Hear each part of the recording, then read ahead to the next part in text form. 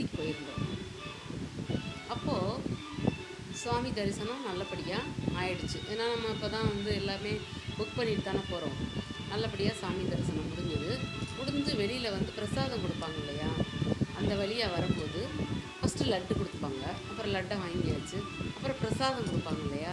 அப்போ நான் மனசுக்குள்ளேயே திருப்பதியை வேண்டிட்டு, நான் அந்த பெருமாளை வேண்டிட்டு என்ன சொல்கிறேன்னா, உங்களோட கிரேஸ் எனக்கு வேணும்.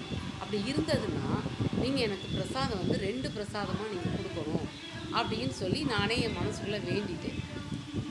எனக்கு முன்னாடி ஒரு ஆள், அவர் என்கிட்ட சொல்கிறாரு, எங்களோட வந்தவர் தான், அவர் சொல்கிறாரு, எனக்கு வந்து 2 நான் வாங்கிடுவேன் இப்போ அப்படின்னு அவராக சொல்கிறாரு. சரி வாங்கு அப்படின்னு சொல்லிட்டேன். நான் போயாச்சு. அவருக்கு இல்லைன்னு சொல்லியாச்சு. அவர் போயிட்டாரு. நான் அவருக்கு அடுத்து வந்து ஒரு 5வது 6வது ஆளாக நான் வந்துட்டுருக்கேன். அப்போ எனக்கு வந்து நான் ஒன்றை வாங்கிட்டு அப்படி நகர போகும்போது, நில்லுங்கோ, இன்னொன்று வேணா வாங்கிக்கோங்க அப்படின்னு சொன்னார் அந்த பிரசாதம் கொடுக்குற ஐயர் வந்து.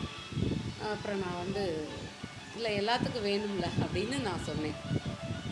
இல்லைம்மா இருக்குது, நீங்கள் வாங்கிக்கோங்கன்னு சொல்லி எனக்கு வந்து இன்னொன்று கொடுத்துட்டாரு. சரின்னு நான் வாங்கிட்டு வெளியில் வந்துட்டேன். வெளியில் வந்தால் ஒரே வந்து இதுதான், அது எப்படி நான் கேட்டு எனக்கு கொடுக்கல, உனக்கு கேட்காம கொடுத்துருக்காங்கன்னு சொல்லிட்டு நான் வந்து மனசுக்குள்ளே வந்து யார்கிட்ட கேட்டேன், திருப்பதி பெருமாள்கிட்ட கேட்டேன் நான். அதனால் நம்ம திருப்பதி பெருமாள்கிட்ட உள்ளம் உருக, நீங்கள் உங்கள் கிரேஸ் வந்து எங்களுக்கு இருந்ததுன்னா நீங்கள் எங்களுக்கு இதை செய்யுங்க அப்படின்னு நம்ம வேண்டிக்கலாம். சரியா? இப்போ கூட நீங்கள் வந்து ஒரு 11 ரூபாயோ ஒரு 5 ரூபாயோ ஒரு காயின் எடுத்து ₹1 கூட நீங்கள் மஞ்சளை நனைக்கணும்.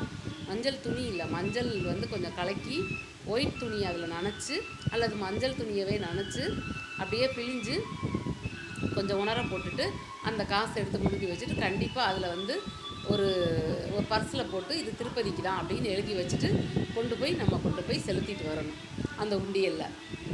இது மாதிரி நீங்கள் செஞ்சு பாருங்கள், உங்களுக்கு வந்து பழிக்கும். ஏன்னா நாளைக்கு வந்து புரட்டாசி சனிக்கிழமை இல்லையா, அதனால தான் சொல்கிறேன் நான். கண்டிப்பாக நிறைவேறும். நீங்கள் செஞ்சு பாருங்கள். உள்ள முருக அவர்கிட்ட கேளுங்க, வெங்கடேச பெருமாள்கிட்ட. பிடிச்சிருந்தா லைக் பண்ணுங்கள் மக்களே.